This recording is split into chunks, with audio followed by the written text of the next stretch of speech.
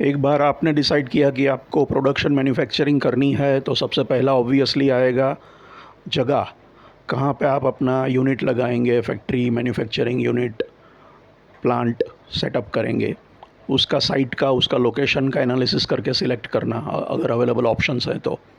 क्या क्या चीज़ें देखेंगे? गवर्नमेंट की permissions, rules, regulations, clearances, certificates आपको मिलने चाहिए।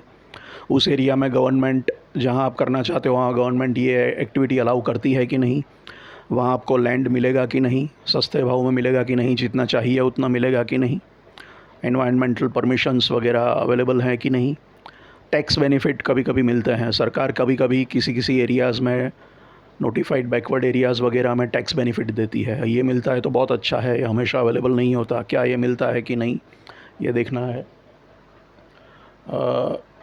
फैक्टर्स ऑफ प्रोडक्शन जो हम बोलते हैं, जो प्रोडक्शन के लिए ज़रूरी है, land, labour, capital, organisation.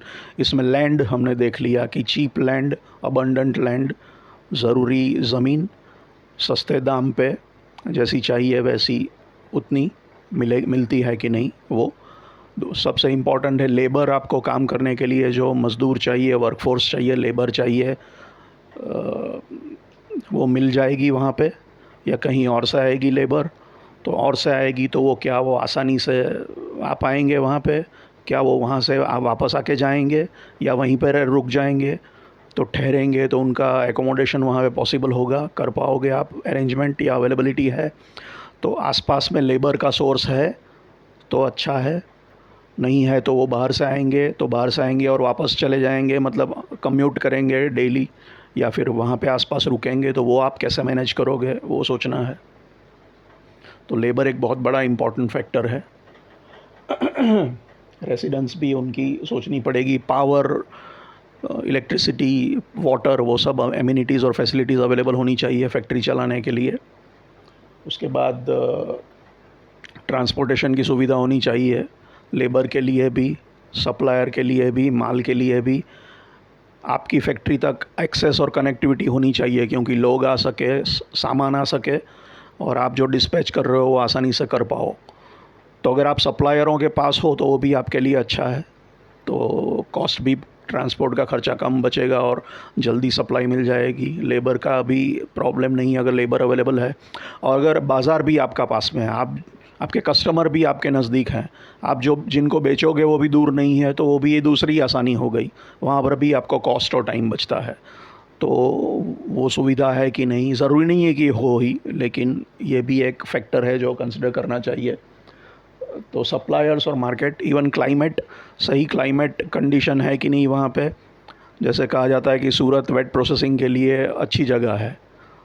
Agriculture products में ये साफ़ है कि कई जगह पे कुछ क्रॉप्स नहीं उगते, तो कभी कभी सूटेबल क्लाइमेट ना हो तो वो इंडस्ट्रियल और मैन्युफैक्चरिंग एक्टिविटी में दिक्कत आती है, कंट्रोलिंग ज़्यादा करनी पड़ती है।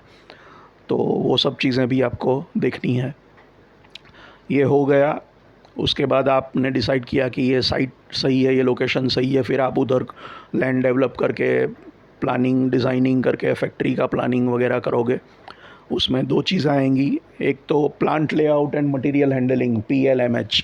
आपका फैक्ट्री का ओवरऑल लेआउट कैसा रहेगा, प्लांट का, अलग अलग डिपार्टमेंट फैक्ट्री के मैन्युफैक्चरिंग ये कैसे रहेंगे, मटेरियल का फ़्लो कैसा रहेगा, आदमियों का फ़्लो कैसा रहेगा, मटेरियल हैंडलिंग इक्विपमेंट कैसी रहेगी, इधर से उधर सामान लाना ले जाना, उसमें कोई स्पेशल इक्विपमेंट रहेगी, कैसे आदमी, लेबर यहाँ से मटेरियल वहाँ पहुँचाएगा, उसका प्रॉपर लॉजिकल प्लानिंग और फ़्लो होना चाहिए। स्पेस वगैरह देखते हुए उसमें क्या ऑटोमेशन पॉसिबल है, क्या स्पीड पॉसिबल है, वो सब देखना है। लॉजिकल प्लानिंग डिपार्टमेंट्स की मैन्युफैक्चरिंग के फ़्लो की लिए करनी पड़ेगी। CRP, कैपेसिटी रिक्वायरमेंट प्लानिंग करनी पड़ेगी साथ में, कि भाई आप कितना बड़ा प्लांट सेटअप कर रहे हो, मतलब कितना आउटपुट आप निकालने वाले हो। उसके लिए कैपेसिटी इंस्टॉल करनी है तो कितना मशीन चाहिए, कितना ज़्यादा आउटपुट निकालना है, तो कितनी बड़ी मशीनरी, किस कैपेसिटी की मशीनरी आपको लगानी है इतना आउटपुट के लिए। तो वो सब प्लानिंग भी साइड बाय साइड इसके साथ चालू हो जाएगी। इसमें प्रोडक्शन का बेसिक प्रोसेस है वो बहुत सिंपल है। इनपुट प्रोडक्शन में गया और आउटपुट, ये फ़्लो प्रोडक्शन का बेसिक फ़्लो है। और प्रोडक्शन में हम जब प्रोडक्शन ऑपरेशंस की बात करते हैं तो मतलब मतलब यहाँ पे इनपुट का मतलब मैं रॉ मटेरियल्स से करता हूँ, ये आउटपुट मतलब आपका फिनिश गुड्स हो गया, ये आपका पूरा प्रोडक्शन प्रोसेस हो गया। और प्रोडक्शन ऑपरेशंस में जब बात करता हूँ तब मैं क्या क्या डिपार्टमेंट या क्या क्या एक्टिविटी या क्या क्या फंक्शन कंसिडर कर रहा हूँ। प्रोडक्शन खुद, R&D, research development, design development भी मैं ऑपरेशंस में यहाँ पे गिन रहा हूँ। Quality assurance, quality control, inspection, testing, ये भी हम इसमें गिन रहे हैं।